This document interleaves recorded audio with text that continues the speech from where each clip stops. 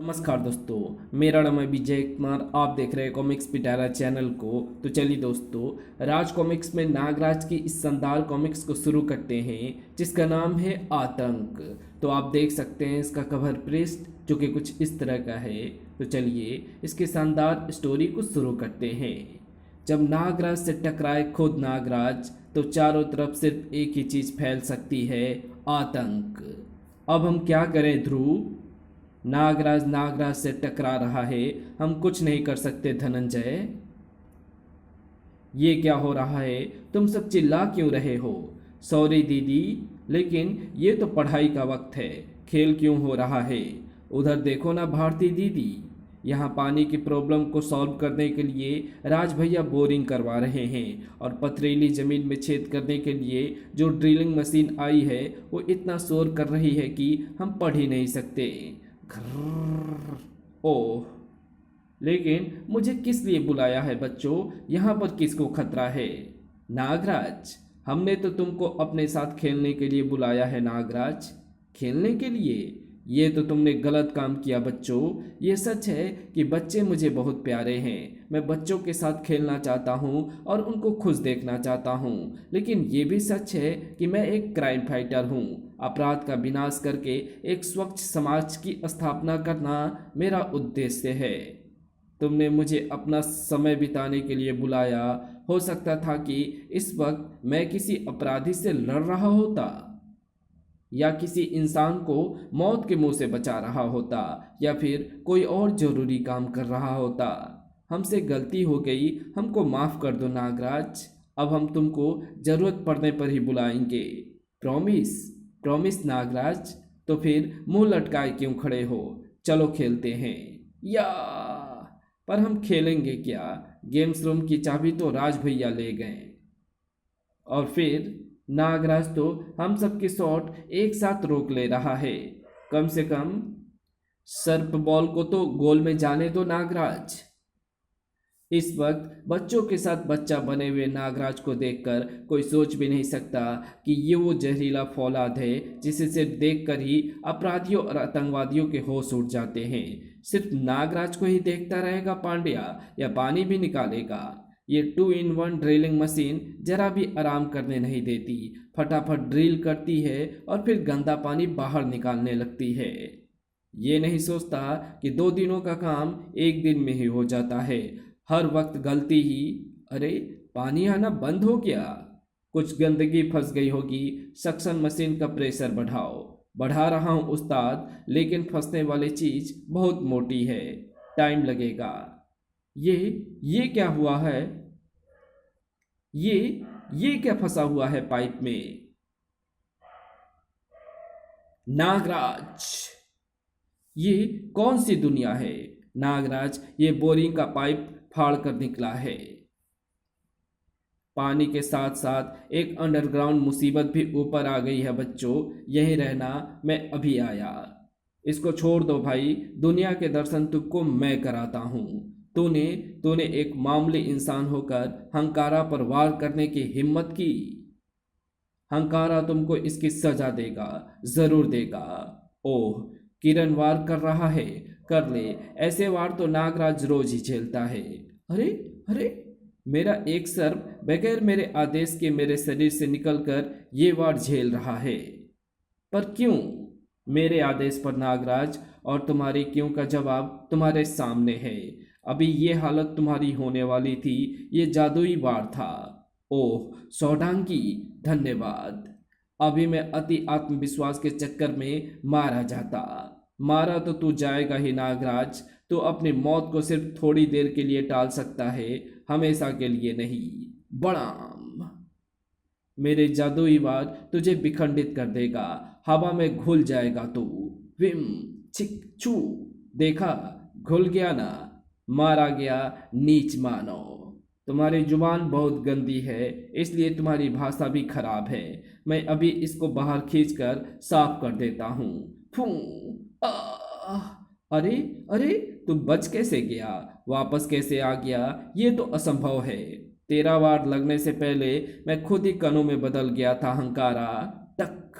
अब तू मंत्र बोलकर जादुई हमला नहीं कर सकता। मेरी जीभ मेरी जीभ खींच ली इसने। अब मैं जादुई वार करने के लिए मंत्र नहीं बोल सकता, लेकिन हंकारा सिर्फ जीभ का मोहताज नहीं है। मेरे पास और भी शक्तियां हैं। जादुई सींग है मेरे पास। मैं तेरे मस्तिष्क में सूक्ष्म सर्प भेजकर ये जान लूंगा कि तू है कौन और तेरा मकसद क्या है। नागराज को सर्प छोड़ पाने का मौका ही नहीं मिला। आ, ये क्या? इसका सिंह धंसते ही जमीन में एक अजीब सी ऊर्जा दौड़ रही है, लेकिन ये ऊर्जा मुझे कोई नुकसान नहीं पहुंचा रही है। तो फिर इस ऊर्जा का मतलब क्या है? धड़ाक! नागराज की नजरें उठी और उसका दिमाग दहल गया। ये क्या मैं देख रहा हूं, पर यकीन नहीं कर पा रहा हूं।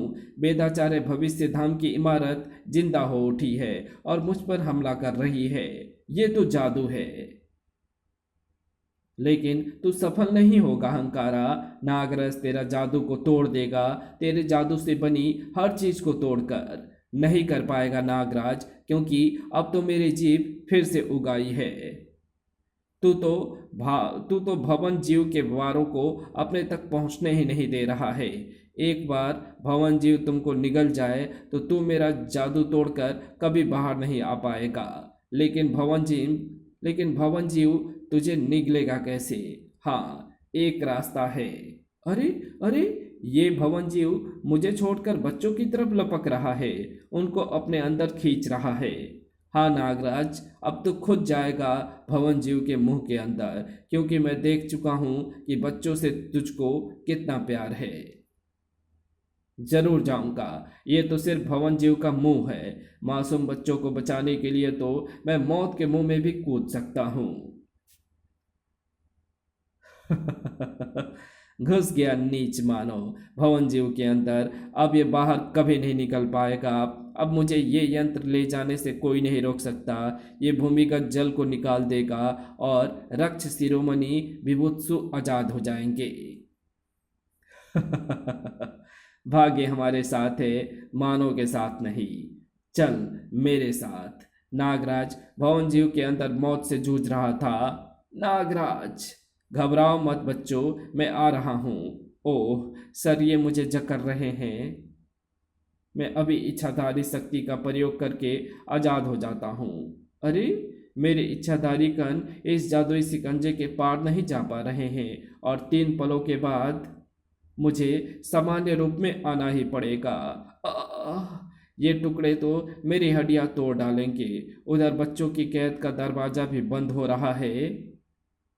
शारीरिक शक्ति के प्रयोग के अलावा और कोई रास्ता नहीं है। ये सरिये मुझसे लिपट तो रह सकते हैं, लेकिन मैं इनके दीवारों से अलग कर दूंगा।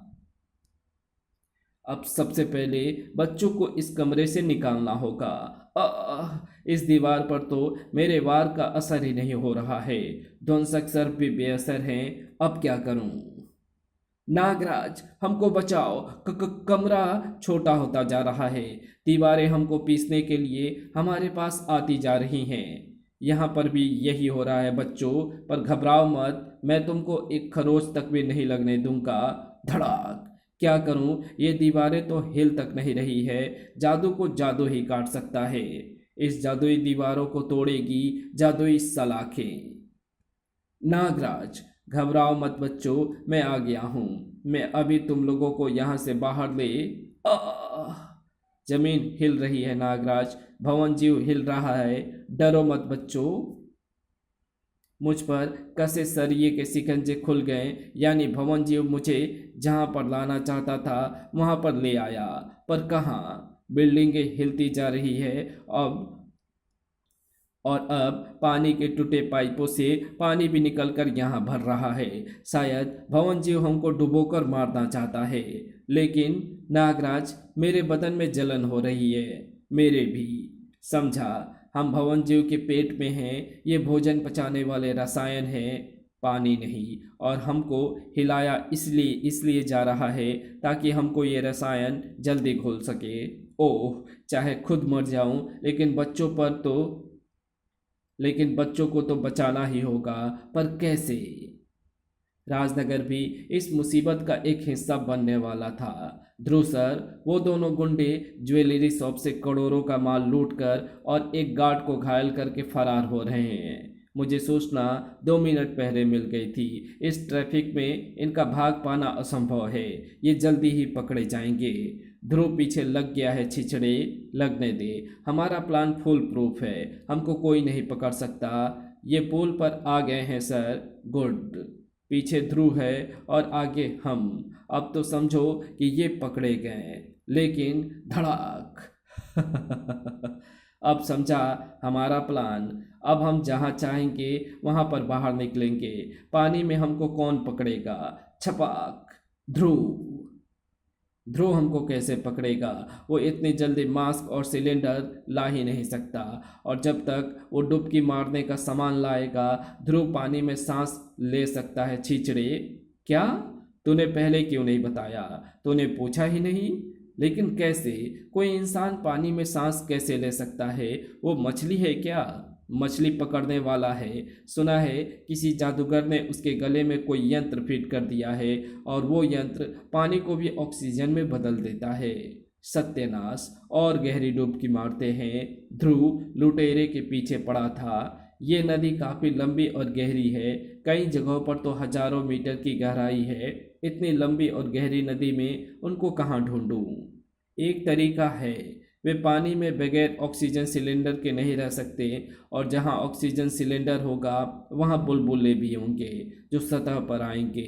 सारी चिड़ियों को सतह पर बुलबुले के ढूंढने का काम में लगा देता हूँ। जल्दी। आहा, ये रहे बुलबुले। वे अपराधी ठीक इस जगह के नीचे हैं। जल्दी छीछरे, ये तो हमारे पीछे आ गया। मर गए। किस बुरी घड़ी में मैंने लूट के माल का बैग तेरे पास छोड़ दिया था। खैर, अब जान तो बचाऊं। ये तो अपने आप सतह पर जाकर ही रुकेगा, जहां पुलिस उसका इंतजार कर रही है। लेकिन ये छिछरे तो और गहराई में उतरता जा लेकिन ये छिछरे तो और गहराई में उतरता जा रहा है। छिछरे को जान बचाने के अलावा और कुछ नहीं सूझ रहा था। ये क्या? यहाँ का पानी कुछ अजीब सा लग रहा है। पूरे शरीर में झटके लग रहे हैं, नसें जैसे खींचती जा रही है। मैं बदल रहा हूँ, शैतान बन रहा हूँ मैं, शैतान।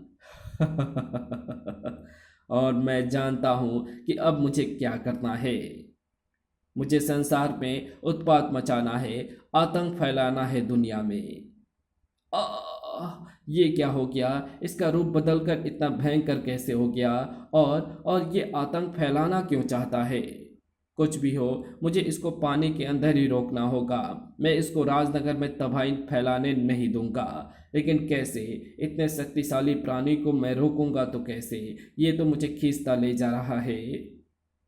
इसको रोकने के लिए कोई भारी चीज चाहिए, लंगर जैसी चीज। हाँ, मिल गई ऐसी चीज, ये डूबी हुई कार। छिछरे का ऊपर बढ़ना एकाएक रुक गया।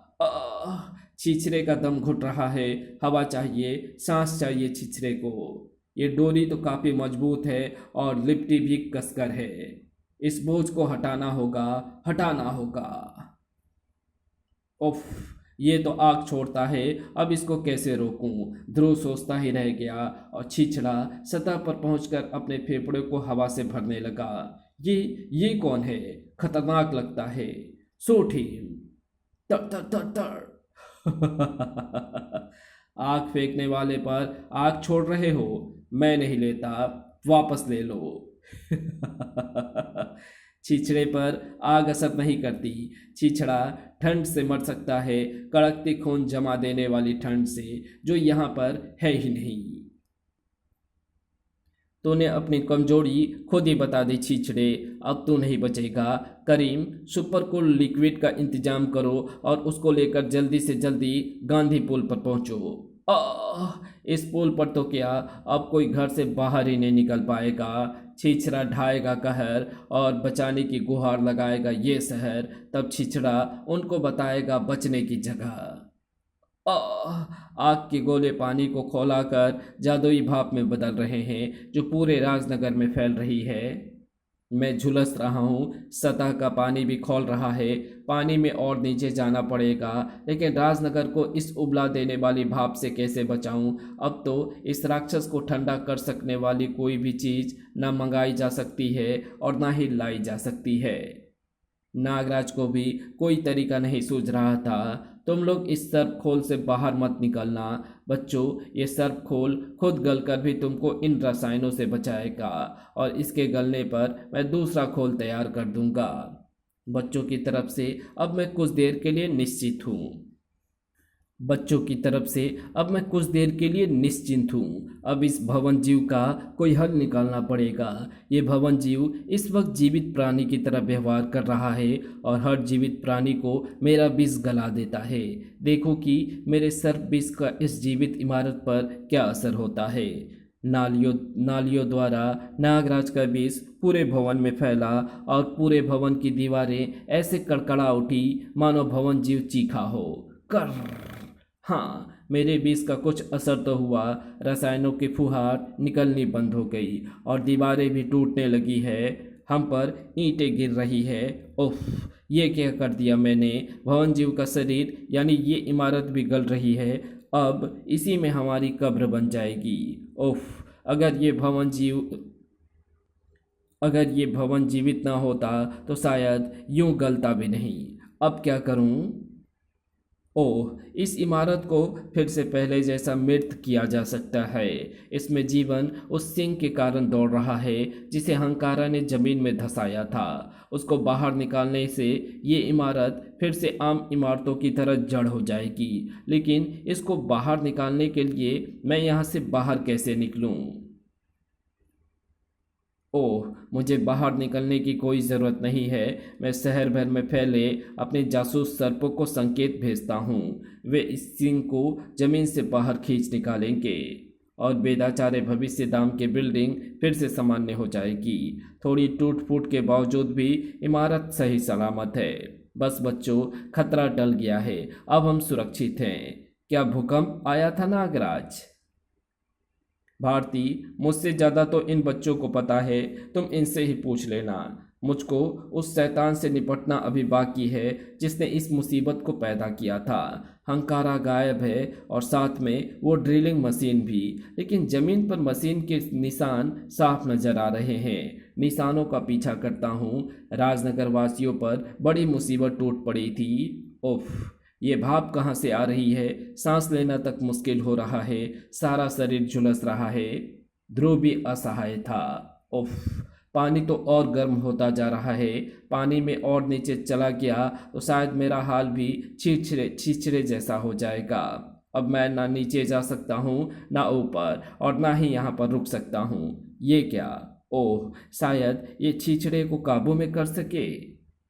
छिछड़ा राजनगर पर कहर बरसा रहा था। अब तक ये मानो त्राहिमाम त्राहिमाम करने लगे होंगे। अब मैं नगर में जाकर उनको बताऊंगा वो स्थान जहां पर जाकर उनकी जान बच सकती है। पहले अपनी जान बचाने की सोच छिछड़े। ध्रुव तो अभी तक उबला नहीं। कमाल है।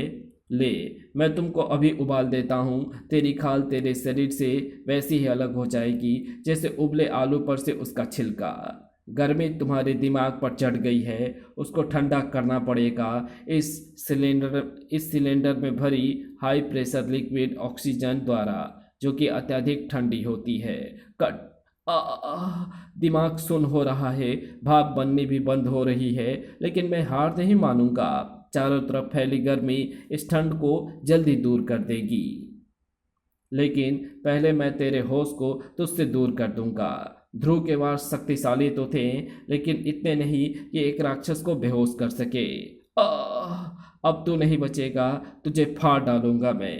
अरे अरे, ये क्या हो रहा है? पानी में भंवर कैसे पैदा हो रहा है? ये मुझे नीचे खींच रहा है। मेरे नीचे भी भंवर बन रहा है। ये प्राकृतिक नहीं लगता। किसका काम हो सकता है ये? किसका? गड़ब। कुछ ही पलों में भंवर, ध्रुव और छिछड़े दोनों को निगल गए और सतह भी धीरे धीरे शांत हो गई। नागराज ड्रिलिंग मशीन के निशानों का पीछा करते करते महानगर से दूर आ गया था। यहाँ तो मैं नेशनल फॉरेस्ट में आ गया हूँ, महानगर और राजनगर के बीच में फैला हुआ जंगल, लेकिन हंकारा ड्रिलिंग मशीन को यहाँ क्यों लाया है? ये रहा हंकारा ड्रिलिंग मशीन के साथ। ये यहाँ की जमीन से पानी क्यों निकाल रहा है? कुछ चक्कर है, इसको रोकना होगा तुरंत। नागराज, तो भवन जीव से बचकर कैसे आ गया? अभी बताता हूँ, पहले पाइप में सर्प सेना को फंसाकर पानी का बाहर निकलना तो रोक लूँ। मशीन टूटने के बावजूद भी पानी को निकालती जा रही है। इसमें तेरा जरूर कुछ ऐसा भला होना है जो नहीं होना चाहिए। पानी का निकलना रुक गया है, सिर्फ तेरी जान का निकलना बाकी है। तो 20 फुंकार से मेरी जान जरूर ले सकता है नागराज, लेकिन तुझे इसका मौका नहीं मिलेगा, क्योंकि तूने अपनी कब्र अपने आप ही खोद ली है। अपने सर्पों का इस जल से स्पर्श कराकर। इस जल ने जादू को अपने अंदर घोला हुआ है, और अब वही जादू तेरे सर्पों के अंदर घुल गया है, और तेरे सर्पों के अंदर राक्षसी शक्तियाँ घुस चुकी है। अब निपट ले अपनी मौत से, मैं तब तक भूमिगत जल को बाहर निकालता हूँ। ओह, जादुई जल ने तो एक खूंखार प्राणी पैदा कर दिया है। मेरे ही सर्प अब अपनी फुंकार मुझ पर छोड़ रहे हैं। जादुई फुंकार से मुझ पर बेहोशी छा रही है। इस फुंकार को अपनी जहरीली फुंकार से काटना होगा। नागराज की फुंकार का जादुई फुंकार से मिलन होते ही विस्फोट। मेरी फुंकार के साथ मिलते ही ये दोनों फुंकारें फट पड़ी। अब मैंने एक पल पहले फुंकार छोड़ना रोक ना दिया होता तो मेरा सर भी उड़ जाता। इसकी फुंकार रोकने का एकमात्र रास्ता मेरी फुंकार है, और उसका प्रयोग करने से मेरी अपनी जान जा सकती है। इसकी फुंकार को रोकना होगा, लेकिन इसको रोकूं तो कैसे? एक रास्ता है। नागराज की आंखें चमक उठी। सम्मोहन हवा में तैरने लगा, और फुंकार छोड़ने वाले दोनों सर्पों को एक दूसरे की सूरत में नागराज नजर आने लगा। दोनों एक दूसरे पर ही फुंकार उगलने लगे, और इसी पल उसमें नागराज की फुंकार भी शामिल हो गई। दोनों सर्पों को अपनी फुंकार से अलग होने का मौका भी नहीं मिला, और उस धमाके ने उनके चीथड़े उड़ा दिए। आश्चर्य की बात है, मेरी या मेरे सर्पों की फुंकार में तो कोई विस्फोटक क्षमता नहीं है। फिर इनकी फुंकार विस्फोट क्यों थी? फिर इनकी फुंकार विस्फोटक क्यों थी? शायद ये जादू का असर था। नहीं नागराज, वे उस वक्त मेरे शरीर का अंग थे, और मैं ध्वंसक सर्प का जादुई रूप हूँ। इसलिए उनके फुंकार में भी मेरे गुण समाये थे, तो उनसे बच गया, लेकिन मुझसे नहीं बच सकता। उफ, ये मुझको उलझाए हुए है, और हंकारा भूमिगत जल को निकालता जा रहा है। ना जाने कौन सी मुसीबत आने वाली है। उधर ध्रुव का शरीर भवन के अंदर खींचता ही जा रहा था। ओह, ये भंवर तो पानी के अंदर ही काफ़ी दूर तक बनी हुई है। पानी खारा हो गया है, और शार्क जैसी मछलियाँ भी नजर आ रही है। मतलब साफ है, भंवर मुझे खींचती हुई समुद्र तक ले आई है। ओह, ये इलाका तो मेरा देखा हुआ है। मैं समझ गया कि ये भंवर किसने बनाई है। ये स्वर्ण नगरी वासियों का काम है। उन्होंने ही इस भंवर के द्वारा छीछड़े को खींचा है, और मुझे भी बुला भेजा है। लेकिन उनको मुझसे क्या काम हो सकता है? और फिर तुमको बुलाने का कारण यही है ध्रुव। हमने राजनगर पर भाप के बादल देखे थे, उनमें एक खास जादुई ऊर्जा थी। उस जादुई ऊर्जा का कारण जानने के प्रयास में हमने तुमको और इस राक्षस को देखा। हम ये जानना चाहते थे कि ये तुमको कहाँ मिला। ये तो एक मनुष्य है जो पानी में गोता लगाते लगाते राक्षस बन गया। कैसे बना ये मुझे नहीं मालूम। ओह, यानी तुमको सही स्थान का पता नहीं है। सही स्थान? मुझे सारी बातें साफ साफ बताओ। ये देव जाति और रक्त जाति की युगों पुरानी युद्ध गाथा का एक हिस्सा है ध्रुव। बात लगभग 3500 साल पुरानी है। जहाँ पर आज राजनगर और महानगर बसे हुए हैं, वहीं कहीं पर एक विशाल, शक्तिशाली और समृद्ध राज्य सिरोधरपुर हुआ करता था। उस समय देवों का प्रभाव लगभग पूरी पृथ्वी पर फैल चुका था। पाप के रक्षक रक्ष जाति वाले यानी राक्षसों का लगभग विनाश हो चुका था। उनको अपनी संख्या और प्रभाव बढ़ाने की जरूरत थी और राक्षसों के नायक विभत्सु ने इस काम के लिए सिरोधरपुर को ही चुना। उसने सिरोधरपुर के पास ही गुप्त रूप से एक भूमिगत नगर का निर्माण किया। ये ऐसा मायावी नगर था जिसमें प्रवेश करने वाला हर देव या इंसान राक्षस बन जाता था। समस्या एक ही थी, सिरोधरपुर की जनता को उस भूमिगत नगर में आने के लिए मजबूर कैसे किया जाए। इसका रास्ता भी विभत्सु ने निकाल लिया है। इसका रास्ता भी विभत्सु ने निकाल ही लिया। उसने राक्षसी शक्तियों के द्वारा सिरोधरपुर में कहर मचा दिया और विभत्सु का खास आदमी हंकारा भेष बदलकर मुसीबत में फंसे कई लोगों को सुरक्षित स्थान पर ले जाने का लालच देकर उनको भूमिगत नगरी में ले आया। उस पाताल नगरी में पैर रखते ही वे सभी राक्षसी शक्तियों से युक्त हो गए और ये सिलसिला चलता रहा। सिरोधरपुर के वासी ही राक्षस बनकर सिरोधरपुर में तबाही मचाते रहे और उनसे बचने का झांसा देकर हंकारा सिरोधरपुर वासियों को पाताल नगरी में लाकर राक्षस बनाता रहा। हमको जब तक इस बात का पता चला तब तक पूरा सिरोधरपुर राक्षस जाति में बदल चुका था। अब एक ही रास्ता था, पाताल नगरी पर हमला करके हम उसको राक्षसों सहित नष्ट कर देना। लेकिन ये काम आसान नहीं था क्योंकि नगरी भूमिगत थी, बाहर से उस पर हमला कर पाना असंभव था और अंदर जाने से हम देव भी राक्षस बन सकते थे। हमको कोई दूसरा तरीका सोचना था और वो तरीका सीधा सा था। अगर हम पाताल नगरी में नहीं जा सकते तो हमको उन राक्षसों को बाहर निकालना था। हम अपने हथियारों द्वारा भूकंप लाए, पाताल नगरी को आग से जलाने की कोशिश की, नगरी को धुएं से भरना चाहा, लेकिन सभी प्रयास व्यर्थ रहे। राक्षस बाहर नहीं निकले। हमने जल द्वारा पाताल नगरी को भरने की कोशिश की, लेकिन ये प्रयास भी विफल रहा। तब एक देव ने एक ऐसे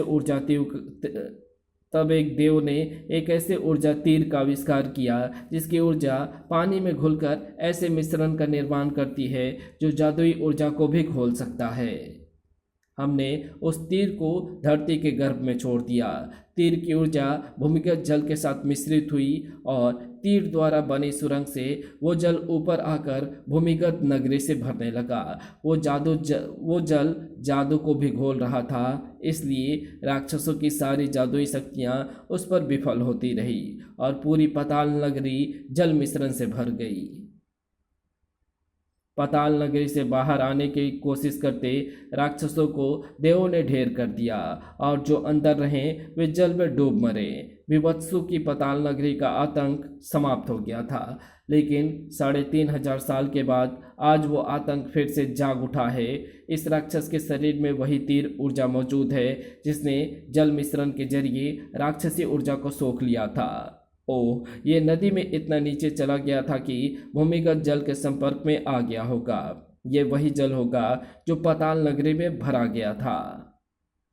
हमको सिर्फ एक ही बात का डर है, विभत्सु का। अगर वो किसी प्रकार जिंदा हो उठा तो इस बार वो सावधान होगा। उसको नष्ट करना इतना आसान नहीं होगा। उसको उठने से पहले ही नष्ट करना होगा। चलो, मुझे नदी में वो स्थान दिखाओ ध्रुव, उसके बाद हम अपनी योजना बनाएंगे। नागराज भी अनजाने में विभत्सु को उठने से रोकने की कोशिश कर रहा था। हंकारा पानी को बाहर निकालता ही जा रहा है और मैं अपने ही ध्वंसक सर्प से जूझने के चक्कर में उस तक पहुंच ही नहीं पा रहा हूं। इस शरीर के दो सांपों को मैं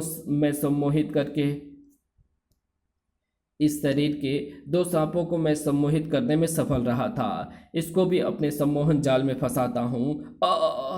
ये सम्मोहन तरंगे, मैं इस जाल में नहीं फंसूंगा नागराज।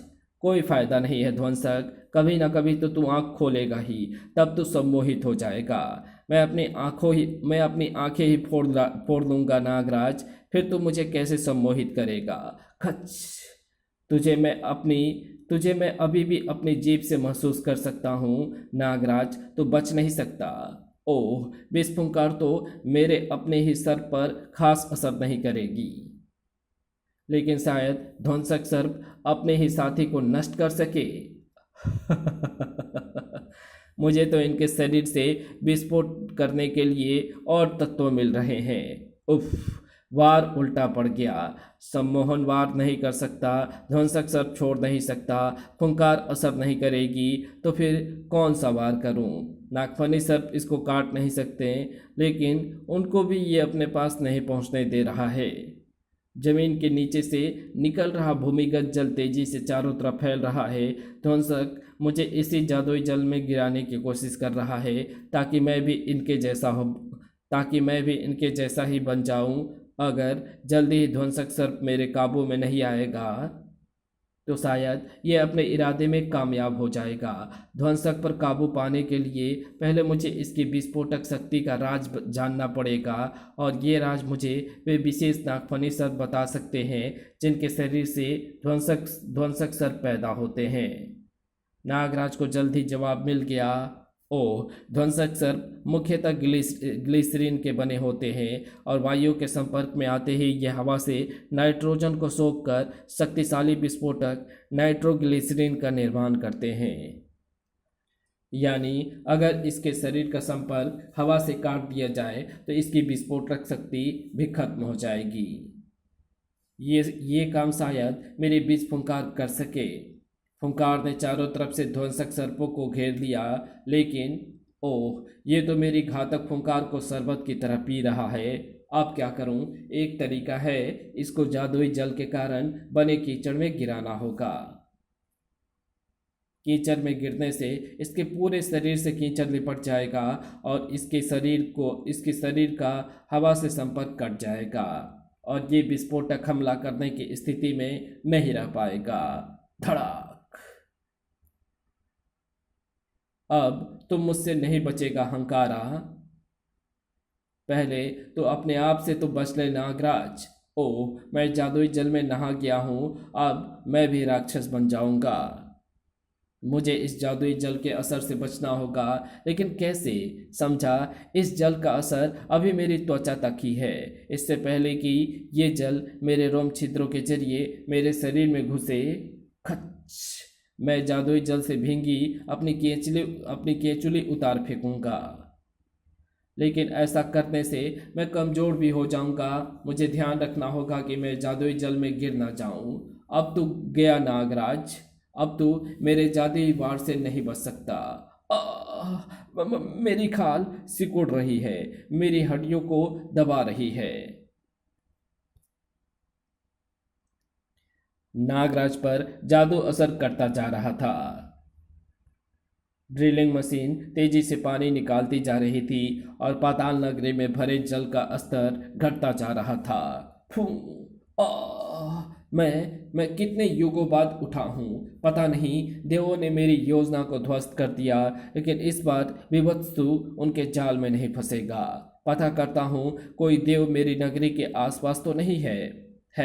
एक देव पाताल नगरी की सीमा पर है, उस सीमा पर जिसका पता अब तक देव को भी नहीं था। लेकिन अब वो सीमा द्वार एक नदी के तल में चला गया है। कमाल है, यानी मुझे सोए हुए कई सदियां बीत चुकी थी, लेकिन इससे कोई फर्क नहीं पड़ता। मैंने जो योजना सदियों पहले बनाई थी वो अब पूरी होगी। सारे देव मरेंगे और शुरुआत इस देव से होगी। ये तुम मुझे कहाँ ले आए हो ध्रुव? ये पानी में ना तो उस तीर ऊर्जा का कोई चिन्ह है और ना ही जादुई राक्षसी ऊर्जा का। जगह तो यही है धनंजय, मुझे अच्छी तरह से पता है, लेकिन वो जादुई जल ना जाने खींचकर कहाँ चला गया है। जादुई जल सचमुच खींच रहा है देव, क्योंकि पाताल नगरी के ऊपर उगाए जंगल में एक यंत्र के द्वारा भूमिगत जल को बाहर निकाला जा रहा है। राक्षस आजाद हो रहे हैं तुम देवों को बंदी बनाने के लिए। विभत्सु, तू फिर से जग गया। हाँ, अगर विभत्सु जागता नहीं तो देव मौत की नींद सोते कैसे? ले, भेज रहा हूं मैं तेरी मौत को। ओह, हम पर ये कैसी मुसीबत छोड़ दी विभत्सु ने। मैं इसके लिए तैयार होकर नहीं आया था। लेकिन इसको रास्ते से हटाए बगैर हम कुछ नहीं कर सकते हैं धनंजय। तुम्हारे पास तो देव शक्ति है, नष्ट कर दो इसको। मेरा स्वर्ण पास जिसको जकड़ लेता है वो स्वर्ण पास का गुलाम बन जाता है। शायद इसको भी स्वर्ण पास का गुलाम बना सके। फूंक से बादल को उड़ाना चाहता है, सटपाद को इस मामले रस्सी से गुलाम बनाएगा तू। ओ, मुझसे स्वर्ण पास छूट गया है।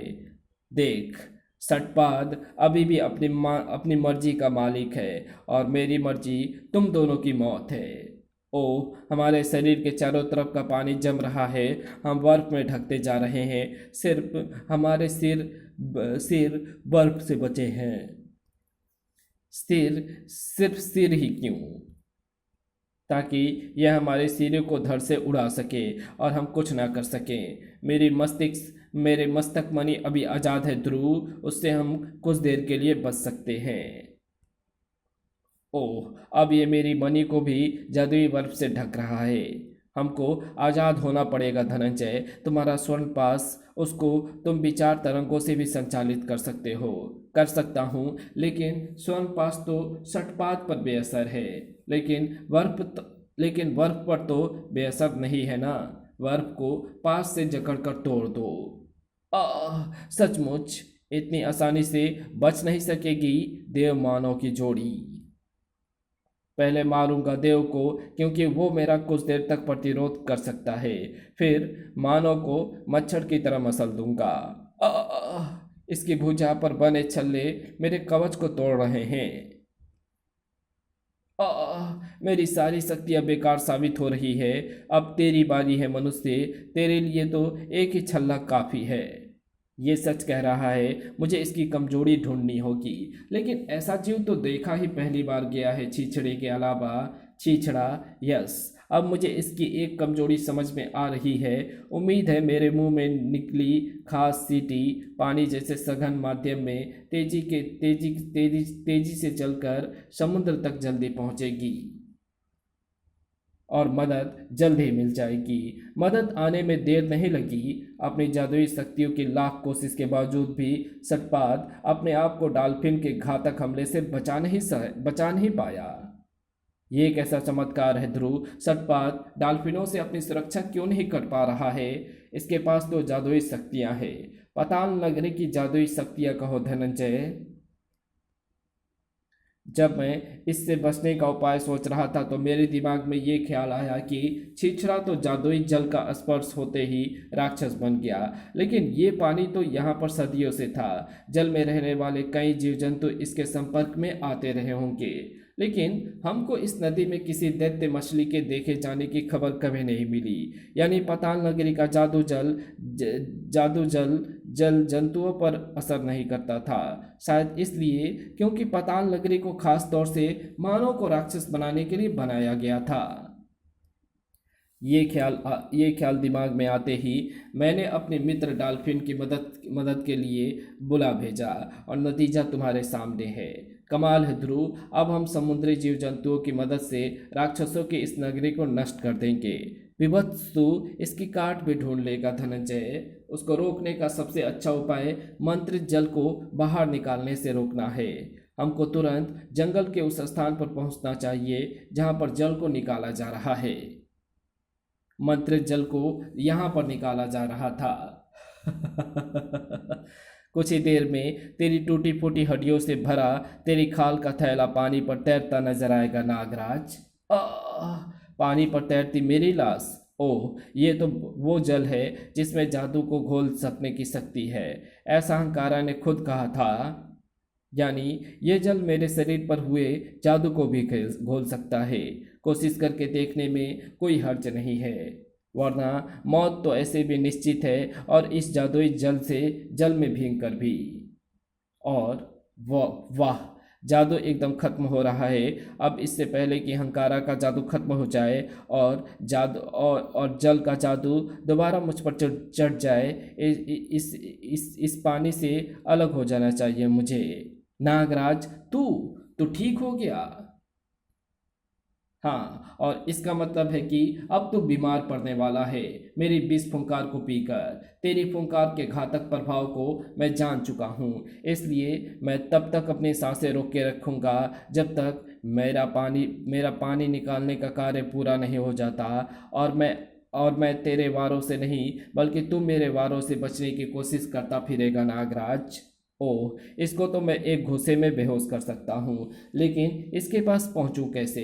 हर जीवित वस्तु इसका इसका जादुई वार खाकर खतरनाक प्राणी बन जाती है, इसलिए ना तो मैं अपने सर्पों का वार कर सकता हूँ, ना ही पेड़ पौधों को कवच बनाकर इस तक पहुँच सकता हूँ। फिर क्या करूँ? ओह हाँ, एक तरीका है, एक कवच है जिस पर जादुई वार बेअसर साबित होंगे। तू तू केचुली पहनकर मेरी तरफ बढ़ रहा है, इस पर मेरे जादुई वार बेअसर साबित हो रहे हैं। जादुई जल का वार करता हूँ, जादुई जल भी इस पर असर नहीं कर रहा है। पर क्यों? क्यों? क्योंकि मेरे शरीर से अलग होने के बाद ये केचुली मृत हो गई है हंकारा, और मृत चीज़ों पर तुम्हारा जादू कोई खतरनाक रूप नहीं दे सकता। ओह, सर घूम रहा है, अपने आप को संभालना मुश्किल हो रहा है। अब नागराज मुझ पर काबू पा लेगा, एक ही रास्ता है इसको रोकने का, पाताल नगरी में घसीट कर ले जाना होगा इसको, फिर यह राक्षस बनने से बच नहीं पाएगा। तभी धनंजय, ये तो नागराज है और एक राक्षस उसको जमीन के नीचे घसीटना चाहता है, शायद पाताल नगरी में। हम ठीक समय पर पहुंचे हैं ध्रुव, ये हंकारा है, विभत्सु का खास सेवक। हमको नागराज को बचाना होगा। एक रस्साकसी भी शुरू हो गई, एक तरफ स्वर्ण की जकड़ थी और तो दूसरी तरफ जादू की जकड़, और इस दबाव से मेरे शरीर के दो हिस्से हो रहे हैं, मैं दो भागों में बट रहा हूँ। ओह, नागराज एक के बजाय दो नागराजों में बट गया। एक नागराज तो तुम्हारे पास में बंधा रह गया, लेकिन दूसरा पाताल नगरी में खींच रहा है। धनंजय, अब क्या होगा?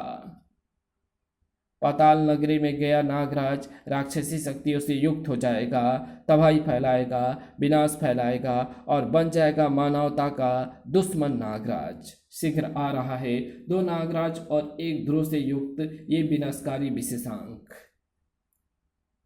तो मिलते हैं आपसे इसकी अगली कॉमिक्स में, तब तक के लिए बाय। वीडियो अच्छी लगी तो इस वीडियो को लाइक शेयर कमेंट जरूर कर देना। Thanks for watching my videos.